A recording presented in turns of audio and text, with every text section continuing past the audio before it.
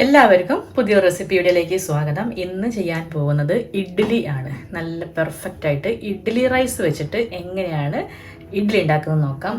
Idli rice എങ്ങനെയാട്ടോ ഇരിക്കുന്നത്. നമ്മുടെ പച്ചരി അല്ല, ഇഡ്ഡലി റൈസ് നമുക്ക് വേറെ തന്നെ ഉണ്ടാക്കാൻ പറ്റും. അപ്പം അത് 4 ഗ്ലാസ് എടുക്കാം.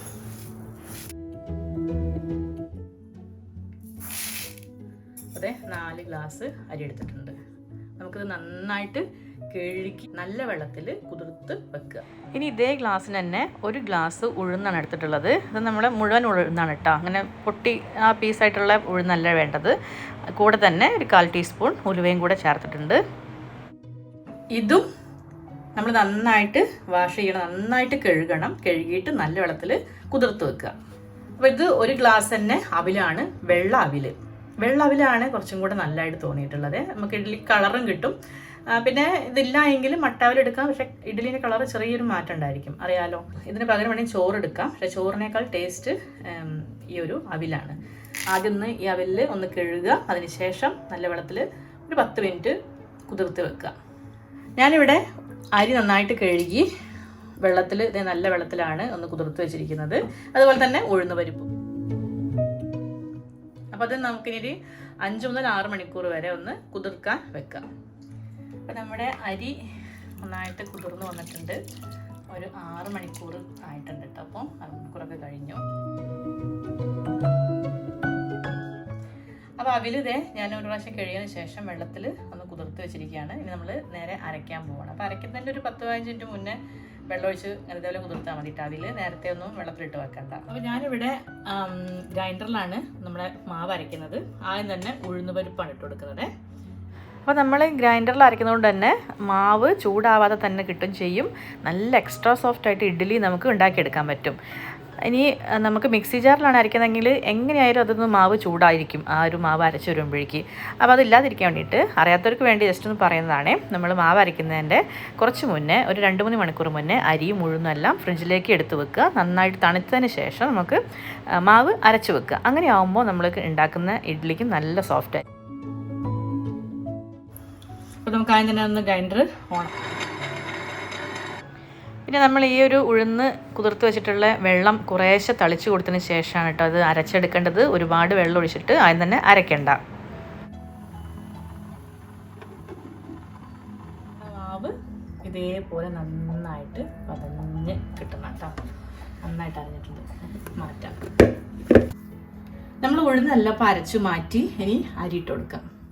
പിന്നെ നമ്മുടെ ഈ ഗ്രൈൻഡറിൽ അരി അരയ്ക്കുമ്പോൾ ഒരുപാട് പേസ്റ്റ് ആവാതെ നല്ല ഫൈൻ പേസ്റ്റ് ആവാൻ പാടില്ല. അപ്പോൾ അതിൻ്റെ ജസ്റ്റ് മുന്നേ ഉള്ള ഒരു പാകമുണ്ട്, ആ ഒരു പാകത്തിന് നമ്മൾ എടുക്കണം. നമുക്ക് ഈ അരിയുടെ കൂടെ തന്നെ അവിലിട്ട് കൊടുക്കാം.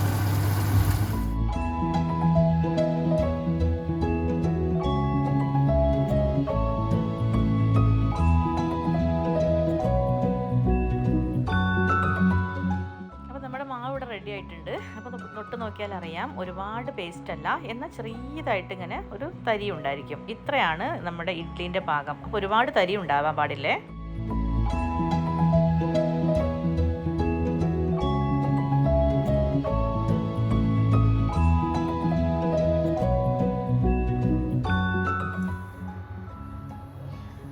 അപ്പോൾ നമുക്കിനി ഇതിനകത്തേക്ക് ഉപ്പിട്ട് കൊടുക്കാം. പാകത്തിന് ഉപ്പിട്ട് കൊടുക്കാം. അപ്പോൾ നമ്മുടെ ഈ ഒരു മാവ് എന്തായാലും കുറച്ച് കട്ടി കൂടുതൽ തന്നെയാണ്. അപ്പോൾ അതേ ഈ ഒരു പാത്രം കഴുകിയ വെള്ളം ഉണ്ടല്ലോ നമ്മൾ അരച്ച, അതുകൂടെ കുറേശ്ശെ ചേർത്ത് കൊടുത്ത് നന്നായിട്ട് മിക്സ് ചെയ്യണം. ഇനി കൈ വെച്ചിട്ടാണ് നന്നായിട്ട് അടിച്ച് പതപ്പിക്കേണ്ടത്.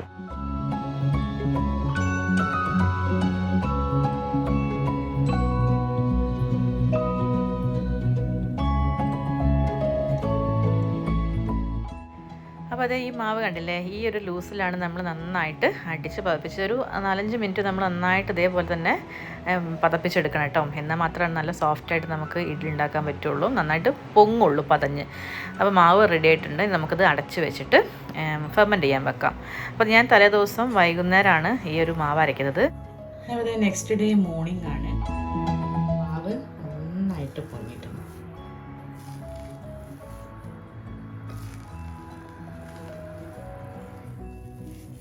അപ്പോൾ ഈ ഒരു മാവ് നമുക്ക് ഇഡ്ഡലി ഉണ്ടാക്കാൻ കറക്റ്റ് പാകമാണ്. അതിൻ്റെ വെള്ളം ഇനി നമുക്ക് വെള്ളം ചേർത്ത് ലൂസാക്കൊന്നും വേണ്ട. പിന്നെ ഇതേ മാവ് കൊണ്ട് നമുക്ക് ദോശ ഉണ്ടാക്കണം എന്നുണ്ടെങ്കിൽ കുറച്ച് മാറ്റി വെച്ചിട്ട് അതിലേക്ക് നമുക്ക് വെള്ളം ചേർത്ത് ഒന്ന് ലൂസാക്കിയിട്ടുണ്ടെങ്കിൽ നല്ല ദോശയും ഉണ്ടാക്കിയെടുക്കാൻ പറ്റും. നമുക്ക് നന്നായിട്ടൊന്ന് ഇളക്കി കൊടുക്കാം.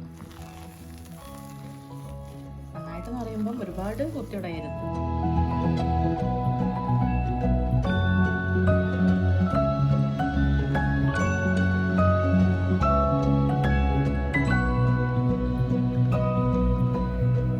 ഇഡ്ഡലി ഉണ്ടാക്കാൻ തുടങ്ങാം. അപ്പോൾ ഞാൻ ഇഡ്ഡലി തട്ട് എടുത്തിട്ടുണ്ട്. ഞാനിവിടെ മിനി ഇഡ്ഡലിയാണ് ഉണ്ടാക്കുന്നത്.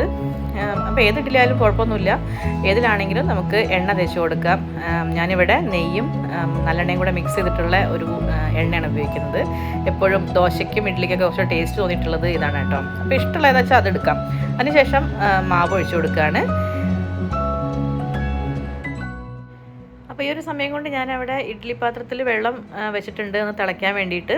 അപ്പോൾ ആവി വന്നതിന് ശേഷം മാത്രം നമ്മൾ ഈ ഒരു തട്ടെല്ലാം ഉള്ളിലേക്ക് ഇറക്കി വെക്കുള്ളൂ കേട്ടോ. അങ്ങനെ ആകുമ്പോഴാണ് നന്നായിട്ട് സോഫ്റ്റായിട്ട് നമുക്ക് ഇഡ്ഡലി കിട്ടുക. പിന്നെ ഇഡ്ഡലിയും ദോശയൊക്കെ ഉണ്ടാക്കാൻ അറിയാത്തതായിട്ട് ആർക്കും ഉണ്ടാവില്ല. മിക്കവാറും എല്ലാവരും വീട്ടിലുണ്ടാക്കുന്ന ഒരു ഐറ്റം തന്നെയാണ്. പിന്നെ ഇഡ്ഡലി റൈസ് വെച്ചിട്ട് ഇതേപോലെ ആരും ചെയ്ത് നോക്കിയിട്ടില്ലെങ്കിൽ ഒരു പ്രാവശ്യം ചെയ്ത് നോക്കൂ കേട്ടോ. നല്ല എക്സ്ട്രാ സോഫ്റ്റായിട്ട് നമുക്ക് ഈ ഒരു ഇഡ്ഡലി കഴിക്കാൻ പറ്റും. പിന്നെ ഞാൻ കഴിഞ്ഞൊരു വീഡിയോയിൽ മിനി ഇഡ്ഡലിയും സാമ്പാറും ഒരു റെസിപ്പി ഇട്ടിരുന്നല്ലോ. ആ വീഡിയോ എല്ലാവരും കണ്ടെന്ന് കരുതുന്നു. പിന്നെ ഇനി നമുക്ക് പച്ചരി വെച്ചിട്ടും അതുപോലെ റേഷൻ അരി, മട്ട അരി ഇതെല്ലാം കൊണ്ട് നമുക്ക് നല്ലതായിട്ട് ഇഡ്ഡലി ഉണ്ടാക്കാൻ പറ്റും. അതിൻ്റെ എല്ലാം വീഡിയോ ഞാൻ വേറൊരു ദിവസം ഇടാം. നമ്മുടെ മിനി ഇഡ്ഡലി ഇത് റെഡി ആയിട്ടുണ്ട്. ഇത് 18 എണ്ണത്തിൻ്റെ ഒരു പ്ലേറ്റിൽ 18 എണ്ണമാണ് ഉണ്ടാവുക. ചെറിയ ഇഡ്ഡലി 18. ഒന്ന് തണുക്കാൻ വേണ്ടി മാറ്റും.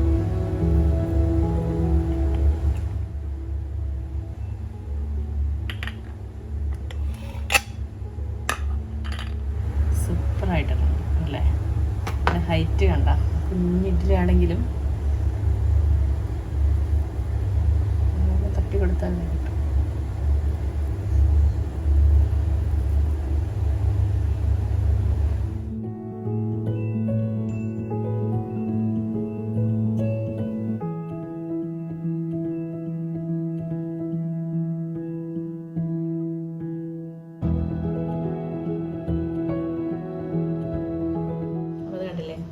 കുഞ്ഞിഡ്ഡലി, നമ്മുടെ വലിയ ഇഡ്ഡലി.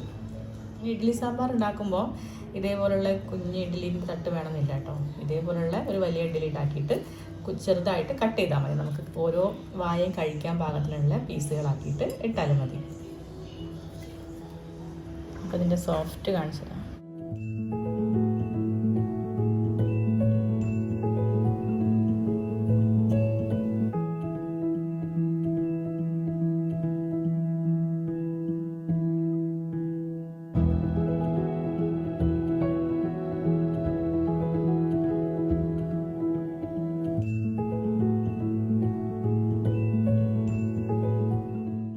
നമ്മുടെ റെസിപ്പി എല്ലാവർക്കും ഇഷ്ടമായിട്ടെന്ന് കരുതുന്നു. അതുപോലെ തന്നെ സബ്സ്ക്രൈബ് ചെയ്യാത്തവരുണ്ടെങ്കിൽ ഒന്ന് മറക്കാതെ സബ്സ്ക്രൈബ് ചെയ്യണേ നമ്മുടെ ചാനൽ. ഇനി പുതിയൊരു റെസിപ്പി ആയിട്ട് നമുക്ക് വീണ്ടും കാണാം.